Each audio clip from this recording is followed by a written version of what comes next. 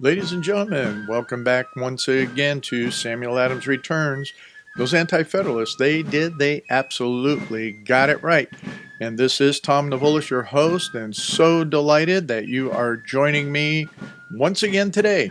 And we are trying something new. We rearranged the recording studio, and we are using a green screen, so there may be something different in the background or something that's there, or we're going to keep experimenting as we improve on what we're doing for the visual viewers, as well as all of you listeners, so that you can imagine what's back there, or it entices you to go to the Samuel Adams Returns channel on YouTube. So again, I'm very, very delighted that you are with me on today's program. Today's program, we are going to jump into Political Theory Part 2, Eliminate History. It's just what's happening in real time there in the Senate chamber. Eliminating history. And what do you mean by that, Tom? They're making history. Well, I absolutely disagree with you because of what's happening, as we've talked about a number of times in the past, is that the Democrats, in fact, are taking and trying to destroy the roots and foundations of this nation based on what I've said before on the Kozak plan, and that it all falls into this whole thing of post-modernism and what that brings forward, in that anything goes, make it up as you go. So what are we going to do? What are we going to do? When we take and look at what is happening in the Senate chambers and what has happened, it just becomes a show of those who have only intent for power, and those that actually, if you understand your history, are no different from a theological as well as that political sense. So we're going to talk about someone that very few of you may have ever heard of before. A gentleman by the name of Algernon Sidney. And this guy was so in love with his country, so in love with his God, that he literally lost his head over the whole thing. Wait a minute, Tom. What do you mean he lost his head over it? What did he just go do crazy stuff? Was he an anarchist? Was he, something or another? No, he literally lost his head because he stood on his beliefs and principles. Yes, he was executed by taking and have his head cut off. And it was because, number one, he was a Christian. He was someone that was with Cromwell. He was exiled into Europe, but he loved his country so much. So there's links that are there. I provided for you in the references to read about him, not only to read about him, but to read the arguments that he had on why the divine right of the king was wrong. And it also goes through a full assessment, in which we'll talk a little bit about today, on what did it mean from how he viewed the world and republicanism, not Republican Party, but republicanism. What did that mean? So we'll cover that to some extent, maybe. Just let's kind of punt back a little bit here and consider those portions of the impeachment insanity. It just is appalling. Everything that we're seeing with the lies, craftiness, and I've been trying to look for some instances from a perspective on what had happened to some extent this week. I don't have everything, but there are those pieces and components out there that, as I kind of look, if you kind of consider that what we have is another Trump hater, Justice John Roberts, refusing to take and go through the question that Rand Paul was asking, and pretty much censored it relative to who was the what did they call him? The leaker? Oh no, he wasn't the leaker. The whistleblower. The whistleblower. That's it. That's it. So in the context of questions that were going on that Rand Paul submitted to Roberts, it just was asking, the basic question. And the question was to the manager, Schiff, and counsel for the president. Manager Schiff and counsel for the president, are you aware that the House Intelligence Committee staffer Sean Misko had a close relationship with Eric Ciaramella when at the National Security Council together? And are you aware, and how do you respond to the reports that Ciaramella and Misko may have worked together to plot impeaching the president before there were formal House impeachment proceedings? I mean, he's stating the guy's name, not asking it, but I think that's a question of awareness. What in the world do you know? And what do you know about all of that? And has anybody looked into it? The whole piece of that was rejected by Roberts and was not asked. And so I think that's kind of telling in and of itself. So we'll kind of leave that one there, and you guys can see all the various results of it here as the week ended and all the results of the end of the week relative to that. There's another one here that I thought I'm kind of dealing with it from the middle of the week perspective, if you will, because I think that there was a lot of key points that were out there. And the whole idea that Kelly Loeffler to ask about Adam Schiff's impartiality handling of impeachment. So questions there. Was Adam Schiff, or is he, actually impartial? Well, we know the answer to that is no. And there's some of the rumblings that are out there.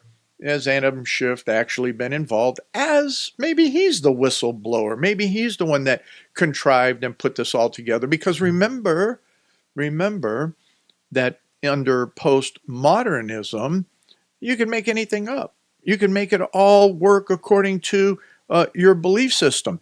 And that is something that we're going to cover a little bit more in the second segment.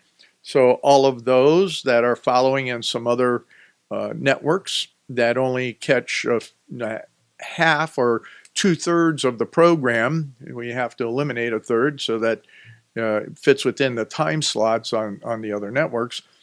But the point is that what we're really going to talk about and how it fits together when we look at eliminating history, as we'll talk more about eliminating the history and the perspective that John Adams had, as well as Thomas Jefferson, in relationship to Algernon Sidney.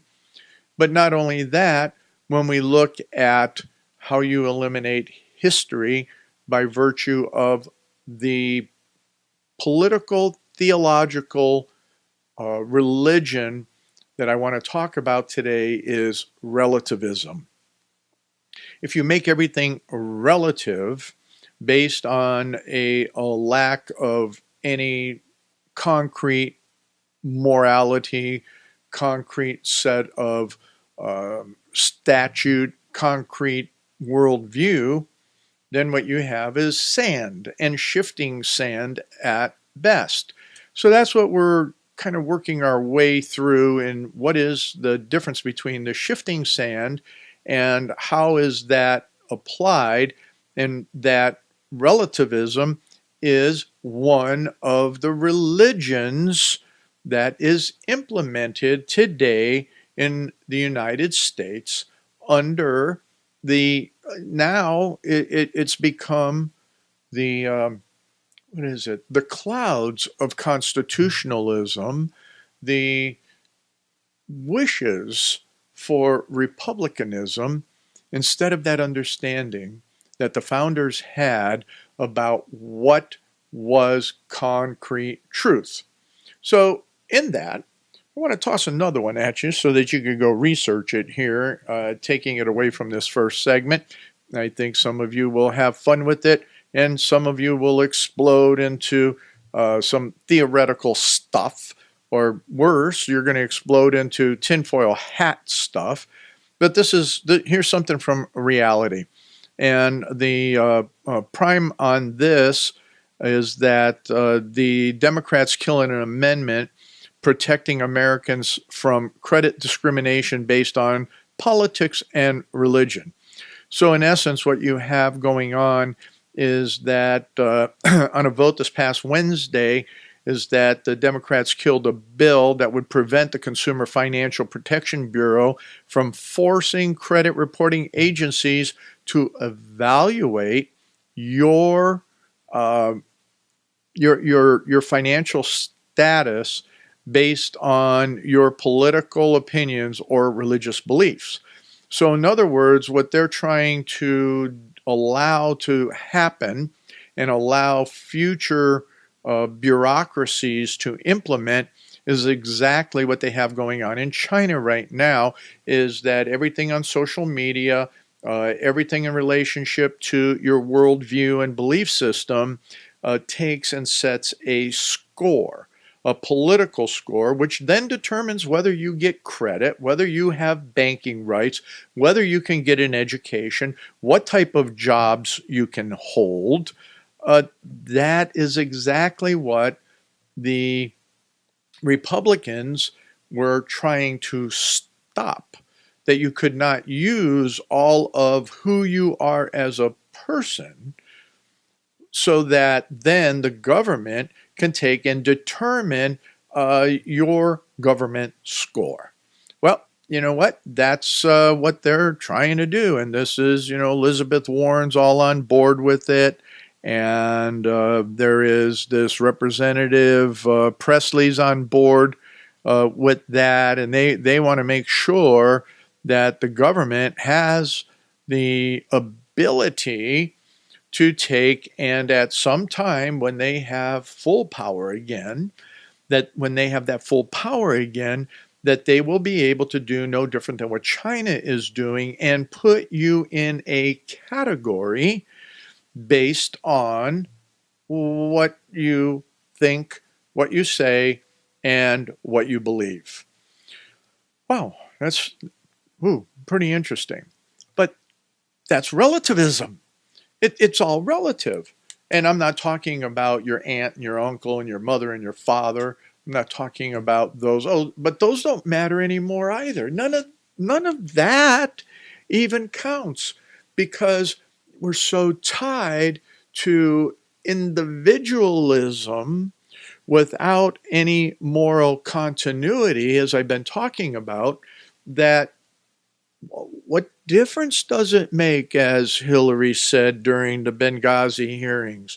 Who cares? It's all past. There's no history there. It's all done. It's all just now in the present. And that's where you should live. You should live in the present. Well, I don't know.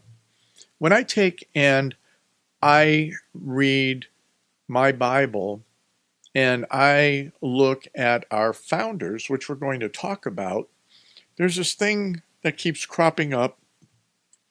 And in the Bible, it says, remember.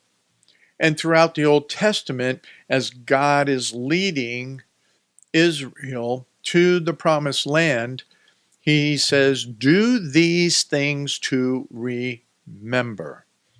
Do these things to understand what has happened in the past. Do these things so you don't repeat history. You don't repeat history. Whereas, when you take history out of the church, when you take history out of the classroom, when you take history out of every aspect of life, can you even maintain your family? Why are you bothering putting all those pictures up on Facebook except to leave it all archived there? Because you know what? It doesn't matter. It's all relative. And your relatives may look in the future, but most likely not. But the future is something else that we need to talk about, as Sam Adams did in The Anti-Federalists. Look to the future for their posterity and for liberty. Ladies and gentlemen, welcome back to this second segment of Samuel Adams Returns. Those anti-federalists, they absolutely got it right. Again, this is Tom Navulis, your host, and I am delighted that you're joining me here in this second segment. And I just want to remind you to go to Liberty Works Radio Network, and you can, my easy way of getting there is lwrn.net, because I have a hard time writing out the whole libertyworksradionetwork.com.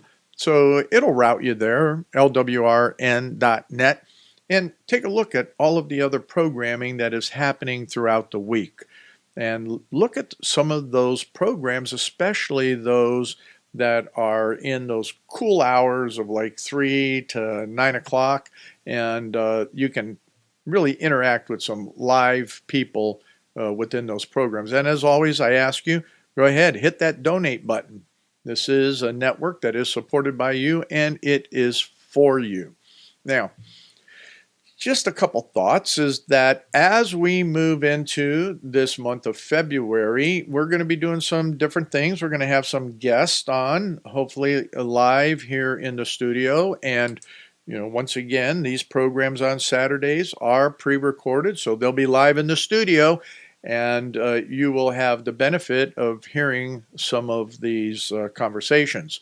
We will bring on a fellow that we've had in the past, Mr. Adam Redick. He's done some various things on the SEL, social emotional learning. He's been doing some really great stuff in the political environment. And he's going to bring us some interesting perspectives that he has from a trip that he did in Israel, as well as just kind of talking about a lot of the different things that are going on and are important to folks within this time frame. Coming up in March, and we're going to have maybe another guest in February. I'm kind of working on that. It'll be interesting if I can get this other person. But as we move into March, we're going to have a guest that will be talking about alternatives to the present ideas of taxation from a biblical perspective. I highly respect this individual. He's done a lot of study, and I think it's going to be a lot of fun to get that perspective, and then whatever else we end up talking about. Somewhere along the road, we'll probably have a gentleman in that has a very, very good insights into all of the climate change insanity, and the fact that he is an engineer, very scientifically minded, and he has more data than anyone wants to consume, but it's all good stuff. And his presentations and information and insights are that gives you the real ability to debunk all the insanities that are out there. So let's get back to some of this here on this political theology and the elimination of history. One of the statements, if you will, that I thought was real critical in looking at Algernon Sidney was how it was looked at, Sidney was looked at in relationship to all of his works, and that the guys that really had a lot to say were none other than Thomas Jefferson and John Adams. And I believe in the promo there, I quoted this quote, but John Adams was writing to Jefferson in 1823. 1823. Okay, so the country's been in motion. We've gone through first, second president. We got into, we're moving along. We're establishing, we're running under constitutionalism of the Constitution of 87. We've seen the amendments put in place. And when we take a look at this, we hear what Adams writes, because in 1823, people are forgetting about Algernon Sidney, and there's a lot of reasons for that. And this book on the discourses concerning government that Sidney put together, and all the foreword and the rest of the information in this book, which the link is in your references. So make sure you go to samueladamsreturns.net and look at the posting for this program and go to the references and find this one, is that Adams wrote this to Jefferson. I have lately undertaken to read Algernon Sidney on government, as often as I have read it. So he's read this thing a lot. And if you go through and understand historically what Adams has read, and this being John Adams, so has Sam Adams read this, is that they read it a lot because this was a fundamental, foundational writing, and Sidney's perspective was greater than Locke's in so many ways. Locke is predominant, as you will read in here, and in other writings, in so many formats and other people, because of Locke's position on taxation without representation. But when it comes down to what is republicanism, what is the view of man, what is the view of common law, what is the view of a theocracy, if you will, it comes down to Sidney's perspective over John Locke, over Hobbes, over all of the other writers of that period of time. So with that, returning to John Adams, as often as I have read it and fumbled it over, it now excites fresh admiration and wonder that this work has excited so little interest in the literary world. As splendid an edition of it as the art of printing can produce, as well for the intrinsic merit of the work, as for the proof of it bringing of the bitter suffering of the advocates of liberty from that time to this, and to show the slow progress of moral, philosophical, and political illumination in the world, ought to be now published in America. So you have to understand that this was, a document that was actually produced after Sidney was executed. He was executed for treason, but in fact, he had nothing to do with what happened and the upheaval that happened when he returned from Europe to England, and his execution was a ruse, kind of like the Donald Trump impeachment, and knowing that the Democrats would execute Donald Trump if they had a capacity to do so. But Sidney was executed, and then when James II was deposed during the Revolution of 1688, one of the first occurrences, one of the first things that Parliament did was to take and vindicate Sidney and to pardon him, if you will, posthumously. So they recognized that it was all a farce, it was all a fracas, it was all made up, it was all fake news that occurred that led to Sidney's death. And reading from his what he wrote just at his execution, I have a bit of that in the promo. I hope that you took a look at it. He just a quote that was very, very interesting for my part was moreover, he wrote, "We live in an age that makes truth pass for treason. I dare not say anything contrary unto it, and the ears of those that are about me will probably be found too tender to hear it." Doesn't that sound like something going on today? Doesn't it sound that truth passes for treason? Exactly what the Democrats are all about. And very, very interesting. Is there anything new under the sun? Ecclesiastes. Then he goes on to write, "But when that country of mine is now like to be made a stage of injury, the liberty which we hope to establish oppressed, luxury and lewdness set up in its height, instead of the piety, virtue, sobriety, and modesty which we hoped God, by our hands, would have introduced the best of our nation made a prey to the worse. The parliament, court, and army corrupted, the people enslaved, all things venable, no man safe, but by such evil and infamous means as flattery and bribery. What joy can I have in my own country in this condition? I got to tell you, this is what, I see that Donald Trump and many people can have joy because we're digging in and taking over the swamp. You see, we don't have a James II to depose. What we have is the swamp to expose.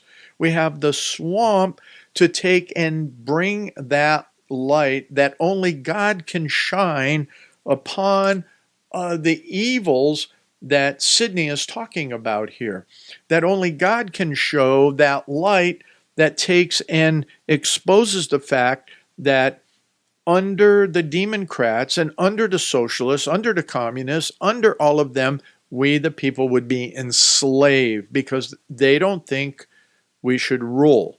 As you heard Mr. Shifty say last week, is that we shouldn't even be allowed to vote that's what he inferred. He didn't say it directly, but it was like, how do we know what we're going to vote for? We shouldn't be allowed to vote. So that enslaves a people. But I think one of the things that's very interesting is that we're going through that whole process again, and this is the responsibility of the churches to address it. And as Pastor Doug Wilson has said many a time, is that we need to see reformation and reform in the churches first and foremost, is that what we have in front of us is excessive luxury and lewdness are set up above anything else. And instead of piety, virtue, sobriety, and modesty, which, they had hoped that God would have been able to bring to bear through what happened during Cromwell's time and the Puritans. Boy, they had to escape to America. And in doing so, establish this new nation under the eyes and guides of biblical truth and foundation. But to the extent that what happened is that through the course of what the Anti-Federalists had predicted and that they said was, what man was about, and Sidney talks about this, and I'm going to talk about in the next segment a little bit on that relationship that then moves to the destruction of our history, is that when you look at man as being sinful, but created by God to take and rule, not to enslave, but to rule over nature and to form a society that would be established under God's law. But we know that this whole battle, it is a spiritual battle.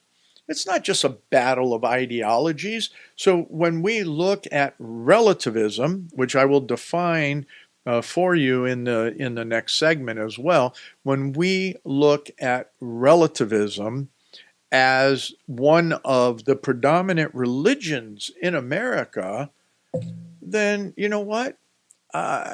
Adam Schiff can stand in front of the house there and say, "Oh, I was just joking. That was just a joke. What I basically read into the congressional record as if it was a parody. It was, it wasn't anything that was meaningful." No, but that's what they established, this idea of legal action called impeachment based on a parody. And everything else, we can see there were numerous lies throughout this whole process. And establishing it in such a way, as Sidney noted, that truth becomes treason. So the defense has a difficult job. And to the extent that the defense didn't work for Sidney and he lost his head. Sam Adams understood this. So did the Anti-Federalists.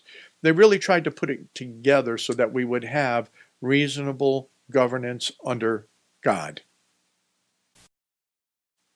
Ladies and gentlemen, welcome back again to this third segment of Samuel Adams Returns. Those Anti-Federalists got it right.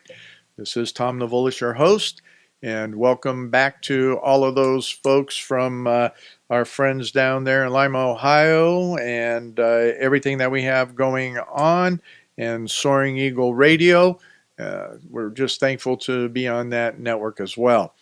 We want to ask you, or I will ask you in particular, if you're down in that market, you know what, help out those folks, get there to Soaring Eagle and, do the same thing that you do for Liberty Works Radio Network, is kind of give a helping hand, take a look at all the other programming there and, donate when you get an opportunity to, please, help them out. So, before we get back into some of the things that I want to read, some of the words, they're not things, they're words that I want to read from the descriptions of what is happening around Mr. Algernon Sidney and some of the comparisons and thoughts. And when we look at what has happened and how Sidney responded to an argument and that whole discourse, and what some of the scholars say about all of that. I got a couple paragraphs here that I will read to you in a few minutes.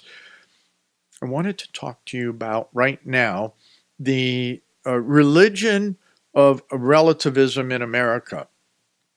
We have to go, and there's a paper here that I referred to in the promo. It's in, again, the references. It is by a gentleman by the name of Gilbert Harmon from Princeton University. This was written back in 2012.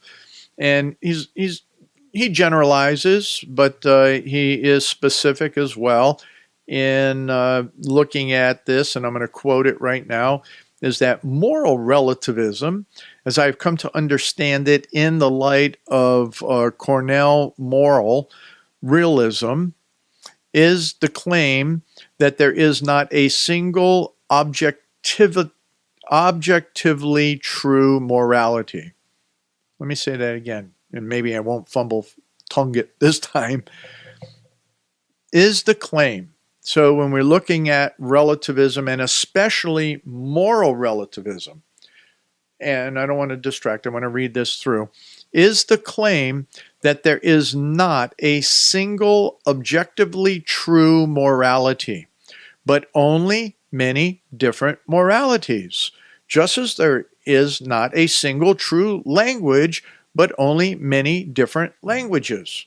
Different people may have different moralities as reflected in the way they act and the ways that they react to the actions of others, and there is no objective way to show that one of these or those, no, it is these moralities, is the only correct one.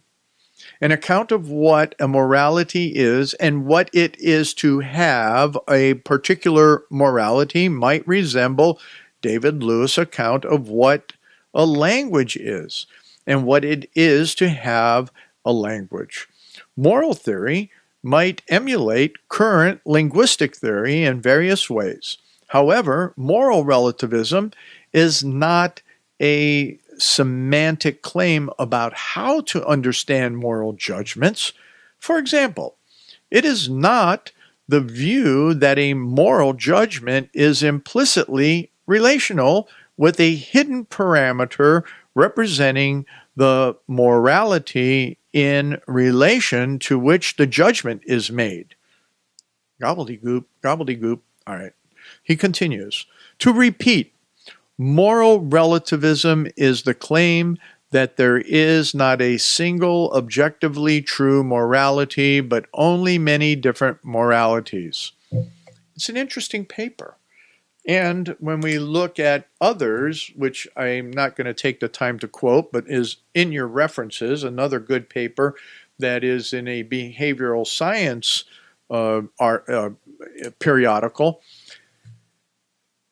relativism in totality allows for such self-determination that how in the world can anyone find truth? And then you allow for all of these different weirdnesses that happen, transgenderism, taking and knowing that what is biologically correct is not what you are. What we have under post-modernism, and to do whatever you want to be, whatever you it, that, and the other thing, then comes into relativism with the premier etching, the premier philosophical concept. Everything has to drive to morality. And morality then not having a definition, but it's only based on your definition. Moral relativism allows again for the indistinguishable perspective of humanity and opens the doors for tyranny and despotism, because you're going to have a Bob Jones with Kool-Aid say, I have the answer. And if you come to me in Jonestown, I will have your salvation. And you need to drink the Kool-Aid.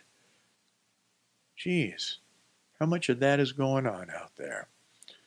Moral relativism is the centerpiece of all of that, to the point that you can see in your references where we have the destruction then of every other perspective of historical truth, and the absolute hate, this isn't in your reference, but the absolute hate of biblical Reformation truth and our foundational documents, because they're concrete thoughts.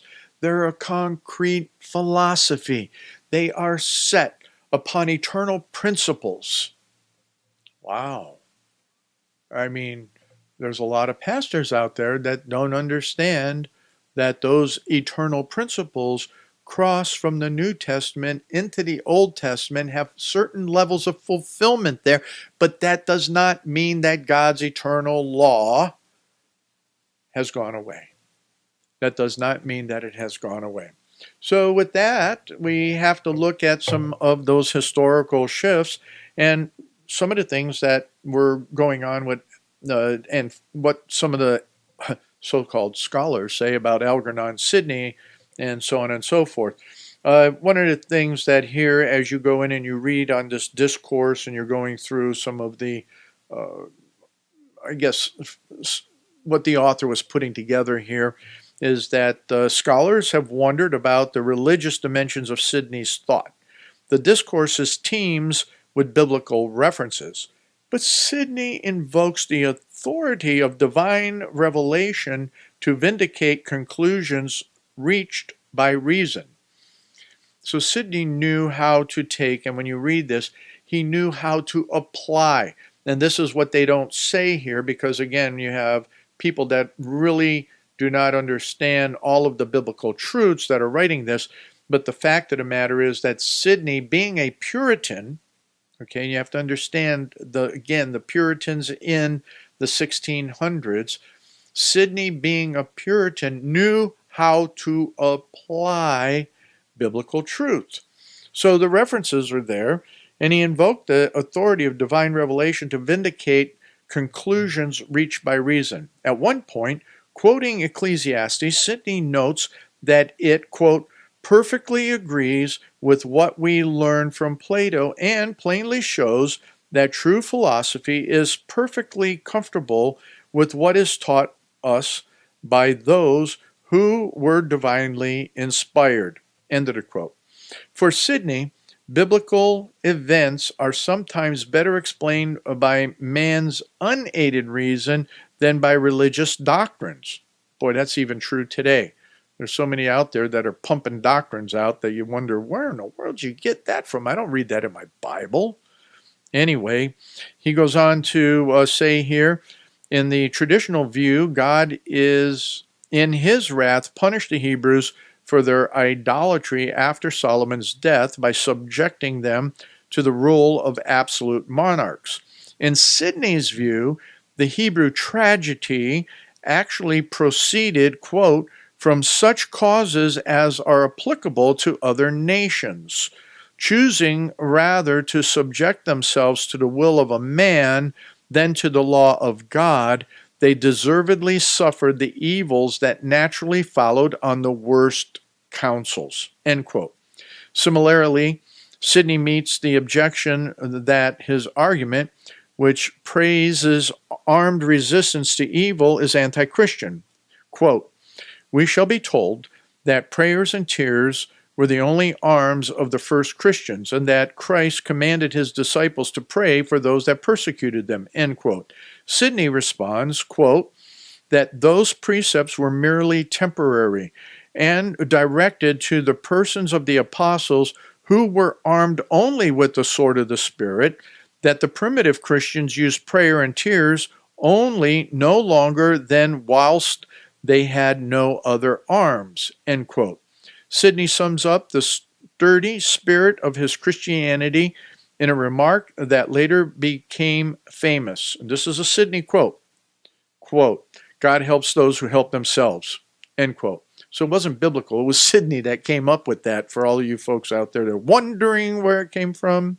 I know my mom used to say that, and sorry, Mom, it wasn't in the Bible. It was Algernon Sidney. In this way, Sidney defends Christianity against the Maclavinian charge that it celebrates feminine qualities at the expense of manliness and spiritedness and leads to the triumph of bad men over good by teaching non-resistance to evil.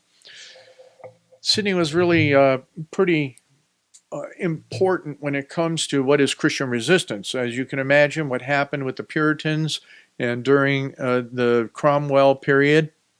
And as I mentioned before, Cromwell did some nasty things, but he didn't do them from his biblical religious position. He did them from his greed and authoritarian position. Sidney wasn't like that. Sidney participated in that effort during that period of time because he saw where tyranny was. But what's most important of what was said here in relationship to Sidney's perspective is that there is the sovereignty of God, and that the laws that should operate within a society and within a government should be that which those Puritan writers of the day and those before him, like Rutherford, expressed, is that every person that is in a leadership position within your families, all the way to the president, should acknowledge the sovereign of the universe and seek him for understanding and wisdom. So when he was talking about what happened after Solomon's death, and yes, and everything that happened with the Hebrews, Sidney is able to apply that truth, is that when we as a nation, as the Democrats, as Adam Schiff and all of the others, look to these vain philosophies, look to postmodernism, look to moral relativism, relativism in general, you're going to get the judgment of God on you. When you take and you allow abortion, and churches and pastors, this is important for you. You know what? This happened. This is history. This is truth. And the destruction of history. I don't have time to get into all of that. There's a few references of what's happening within our schools, taking history out of our education, destroying our monuments. And the greatest monument that they can destroy is the biblical Reformation truths that have established this nation. And when you do that, you know what?